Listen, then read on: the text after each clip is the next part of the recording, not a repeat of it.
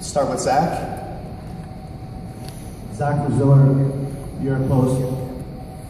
Chris, you said it was he wants to come back. He wants to be home. What made you want to come back after all these years?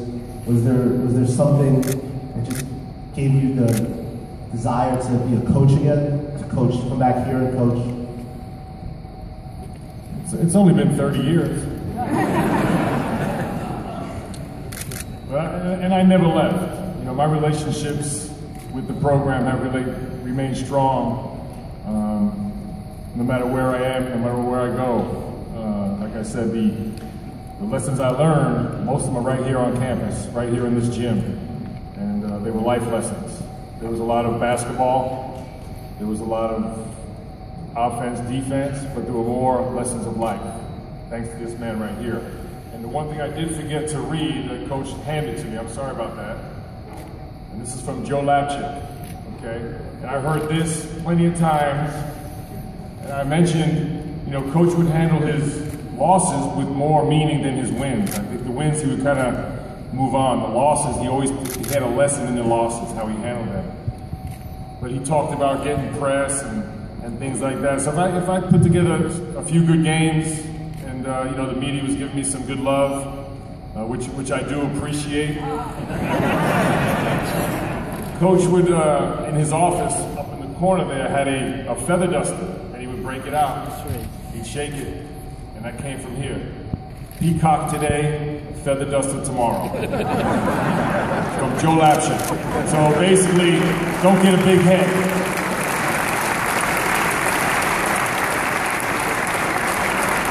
Next question, Roger. Roger Rubin from the New York Daily News.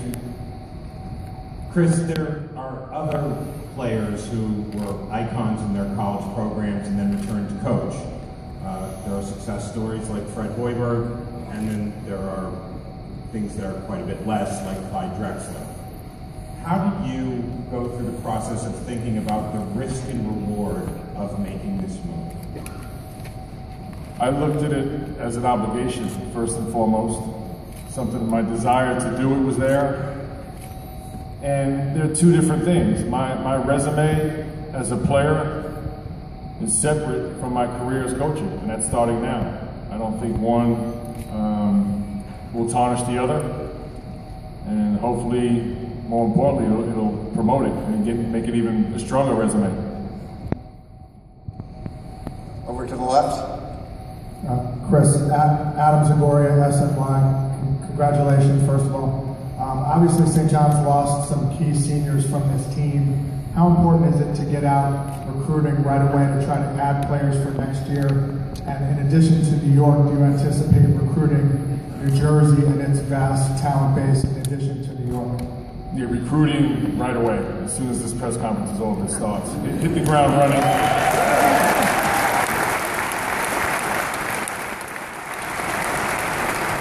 Again, the history here at St. John's has been, we've always been strong in New York City. And I guarantee you'll see me in the public school gyms, in the Catholic school gyms, and the AU gyms, all over New York City. You don't have to tell me where they are, I played in all of them. I know how to get in the back doors.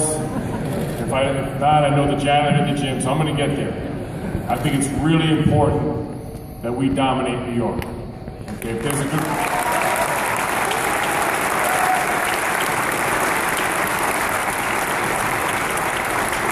There's a good player in New York City, he needs to come to St. John's. If he wants to play the best basketball there is. And I understand the landscape has changed a little bit. I'm not that out of touch. I keep up on the information. I know there's a little difference, but I still think St. John's needs to be, first and foremost, a New York City team. We want to make our campus proud, our alumni proud, and the whole city of New York proud about St. John's University.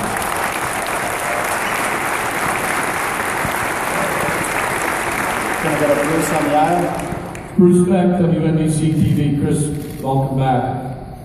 Chris, my question is, you've been a coach on the floor, but you've never been a coach on the bench. How do you view that challenge? That's a great challenge, one I welcome, look forward to, and it's something I'm not going to shy away from. I've got no coaching experience, but I've played with some of the greatest players ever to play the game, learned from them. I played for Hall of Fame coaches, like the gentleman to the right of me, Lou Carnescca. Played for Bobby Knight, Chuck Daly, Larry Bird. Each and every step along my way, I was surrounded by not only great players, but great coaches. I have books and books and books that I have in my office already from everybody. I'm going to make it, make some adjustments. We have to find out what our players, who our players are before we put a game plan in. But, I have a game plan book where we 1 year average 118 points a game. I've been influenced, obviously, strongly by the NBA. As Chris Monash alluded to, over the years, the college game has actually become closer to the NBA game. When I was here at school, believe it or not, there was no three-point line and no shot clock. So with the three-point line, it's a huge factor in the NBA and college. So both making them and defending it is a huge factor. But off the top of my head, Bruce, I want to play up-tempo, aggressive defense, and aggressive on the offensive end. But as far as my experience, I'm going to take it one day at a time, just like I live my life, and get better every day. Well, Chris, congratulations on your new opportunity right here. Skyroll joining for WVOX 11. It's been 30 years since you played the college game. The game has changed, as you just referenced, but also the athletes have changed. You are a throwback to old school. Today's athlete, a little bit different. Will that be a challenge for you, do you think? No, that part I don't think is a challenge. The NBA game, we get players 18, 19, 20. If you would walk into an NBA gym nowadays and watch the practice, you would think it was a high school or college practice. And that's because they don't have the skill, they're working on their skills still. We don't get finished products in the NBA. And also, a lot of our conversations are mentoring these young athletes and being role models. So just as the game itself has kind of gotten closer together, the people that we deal with are similar. So I also have 2 college sons of my own. So I'm up on the trials and tribulations of that. Chris, Bud Mishkin from New York 1 in the back. Have you watched the experiences of some other top players in their first year or 2 of coaching experience? Mark Jackson, Jason Kidd. Any lessons to be learned from those experiences, and have you spoken to any of them about it? Yes, I have. I've gotten a lot of support. When I was mulling this over the weekend, I didn't do it on purpose. When I was thinking about this, reached out to a lot of different people and got a lot of support. Larry Bird I spoke with, and Mark Jackson I did speak with, Steve Kerr. And first and foremost, they all said it's so important to have a strong staff. You got to put together the right staff, have it balanced the right way, and have that support. So that's going to be really important for me to get a strong staff around me that not only feel comfortable with, but they're going to guide me as well. For anyone that saw me play, the one thing I always did, and maybe lack of athleticism or lack of talent, I always relied on my teammates. And that's the way I'm going to coach. I'm going to rely on my staff. And that staff's going to be hardworking. I told the guys today, in the college game and also in the NBA game, it's a huge, to me, one of the biggest parts is player development, player skill development, passing, shooting, conditioning. That's going to be a huge focus. And I want to create an atmosphere where our players want to be in the gym. They're not looking at the clock to leave. We're going to make it fun. I'm going to give them things to make them better so they keep coming back. And as I develop them as players, I'm going to be developing them as young men. Going to have me on the left side, and then Greg Logan. Hi, Wikisoi, New York Post. Chris, how you doing? The team that you played on, some of the greatest that college has ever seen, and obviously 30 years since you guys went to the Final Four. You talk about wanting to build a program again around New York City players. The teams that have been since your '85 team have always been kind of compared to those teams, somewhat overshadowing them. Do you think this program can again produce teams like that? No doubt about it. That's why I'm here. And talent. Don't forget about talent. They were from New York, but we had a lot of talent. Mark Jackson, Bill Wennington, Mike Moses, we go on and on. They're all hanging up there. They were from New York. Malik Sealy, some incredible names in St. John's history. And they were from New York, but they were talented, and they loved to play, and they played the right way. Left side, Greg. Greg Logan of Newsday. Chris, can you also explain, what your ties are to scouting right now, how aware you are of the college game because you've been scouting it, and also how important that first hire was yesterday? Very important. Matt, are you here? This is my first hire. Stand up, Matt. You might be standing up.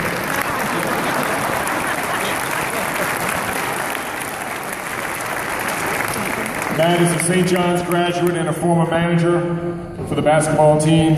He was on Fred Hoiberg's staff at Iowa State and one of the best recruiters in the country.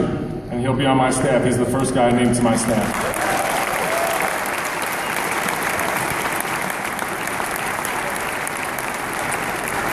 Next question, left side, JP. JP Pelsman, Bergen Record, New Jersey. This is for Dr. Gempesaw.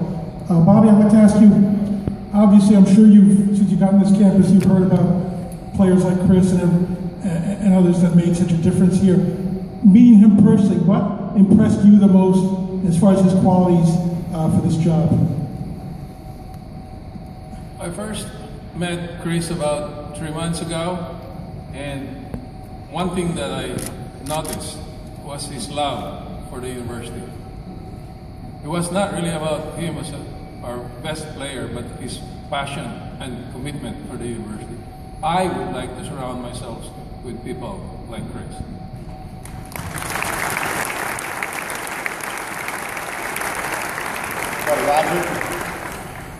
Roger Rubin from the Daily News for Dr. Gempesaw.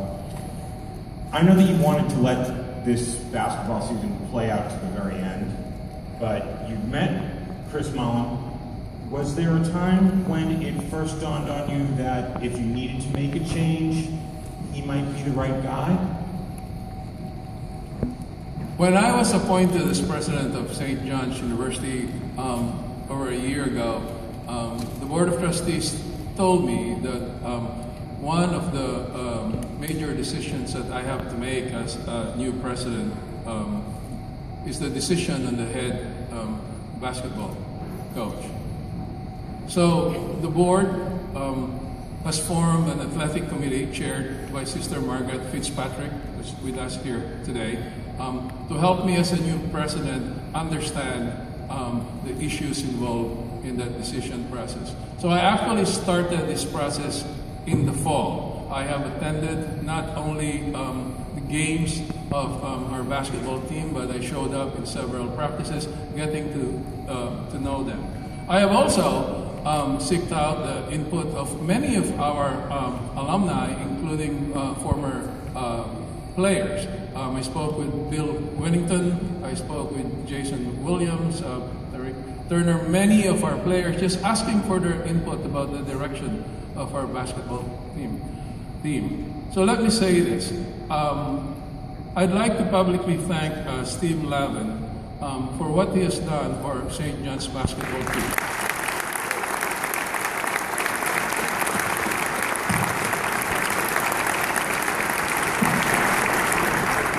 And in particular for bringing us to respectability. But Steve mentioned that in life, change is inevitable. As president of St. John's University, I strongly believe this was a change for the future of our basketball team. And once I made that decision, then we decided that who would be the best coach for St. John's basketball team, and I can assure you, I found him on my right. Thank you. Mark in the back on the aisle. Chris Markenay from 10-10 Wins. First of all, welcome home. How does it feel to be called Coach Mullin now? And if you could go back to 1985, what would 21-year-old Chris Mullin tell Coach Mullin about today? Well, thank you for welcoming me home. It's great to be home. I never, at 21, well, we'll put it this way. In my phone here, I have a lot of numbers and a lot of coaches. There's only one number in there that says coach, and that's Coach Carnescca. Everyone else has a coach in the name, he just has coach. So to me, there's only one coach, Coach Carnescca. But it is strange to hear Coach Mullin. Someone might say that I probably won't turn around right away, but I'll get used to it. I'll get used to it. We're going to take two more questions. Ian? Yeah. Chris, Ian O'Connor with ESPN.com. Congratulations. The fact that you played the game obviously at the highest level, Dream Team, Hall of Fame, NBA All-Star, how much of that will be the centerpiece of your recruiting effort? And do you think today's 16 and 17-year-old prospect will be able to identify with and connect with just who you were, the magnitude of you as a player? Well, I think kids probably know me from video games. Because I hear a lot, just walking around town, I played you on this game and you scored 35 points. I said, well, I wasn't that good, but it makes me feel good. But I do think, my experience, Ian, at all levels, high school, college, NBA, my experience in the front office, scouting, I told our guys today, what I want to do, whether I'm recruiting a high school player, is let them know what I can do for them, not only on the court, and develop them as good a player as they can be, but also develop their character and be a good role model and mentor. But I do think, a lot of these kids, hopefully the guys that we get, have aspirations. Not everybody gets to play in the NBA. Everyone has aspirations. So it's very important to have that insurance, and that's your education. That I'll always stress, but I'll also give them 100% of my knowledge, effort, and time to develop them as far as they can go.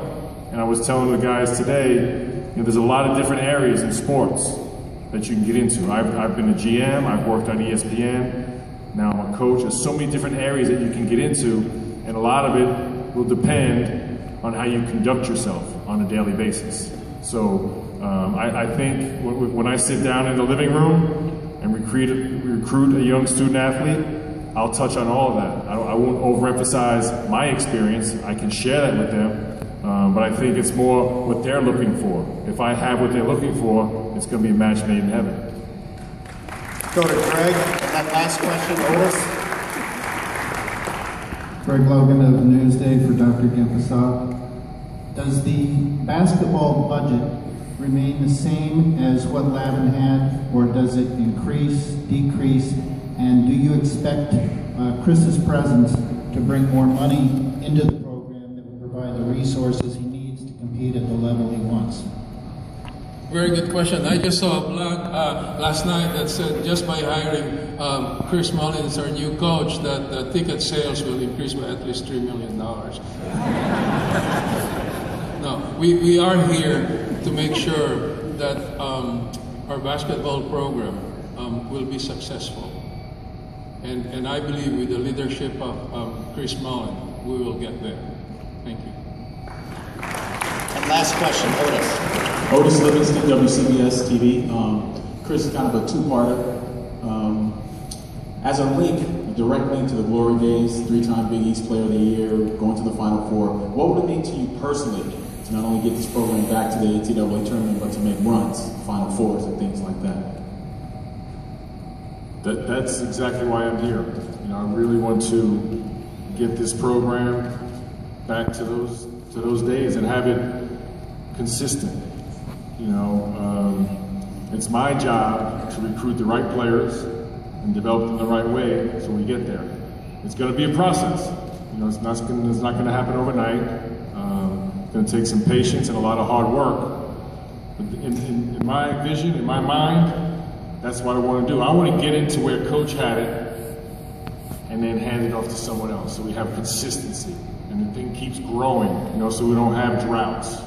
And I think there's a process to it. Coach laid the blueprint, Joe Lapchick first, Frank McGuire, and so on and so forth. And let me tell you something about Coach Carnescca, nothing that always pops in my head when I see Richard Lapchick. Richard is a great speaker. I see him out on the road sometimes. I always tell him, I feel like I played for Joe Lapchick. You know, he was dead when I was, you know, born probably, but Coach Carnescca always paid respect and homage to the people before him. Joe Lapchick, Frank McGuire, who actually recruited me to come here. What a thrill that was. Buck Freeman. And I think it's really important that we understand and always respect our heritage and our tradition. And again, another lesson learned and given to me by Coach Carnescca. It just popped in my head because I saw Joe Lapchick's name up there. And honestly, I feel like I played for him because I heard so many stories about him. Look, we want to stay in the present, of course, but I think you have to know where you were so you know where to go from there. All right.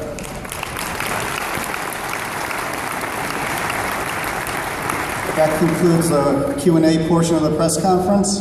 After Tariq's comments, to close out the press conference, we're going to have a photo opportunity on stage, followed by media breakout sessions behind the stage and print media in BO3. Thank you.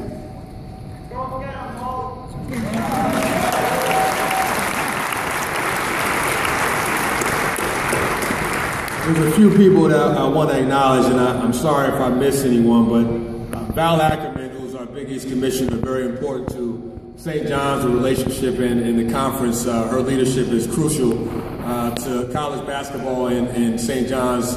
That partnership is very important to us. Joel Fisher, who runs college basketball for the Garden. We all know how important the Garden is to St. John's and New York City basketball. Thank you, Joel, for your support. And Ed Mineta, St. John's alum, I'm not sure where you are, but there he is. Now runs basketball at Barclays Center, and we appreciate you being here as well. I think it all is summed up by what Coach Mullin said in terms of it being a privilege, not a right, to be part of the St. John's basketball tradition. And he's following the blueprint that Coach Carnescca laid for all of us. And the fact that he's putting his legacy, I don't want to say on the line, but he's not even thinking about that. He's looking ahead in terms of his obligation, his responsibility to give back to a school where it all started and come back home.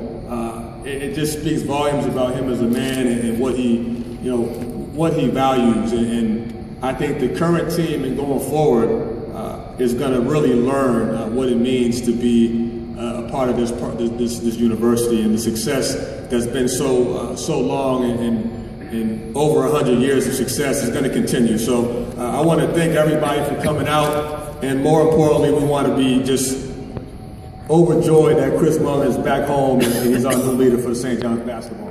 Thank you very much.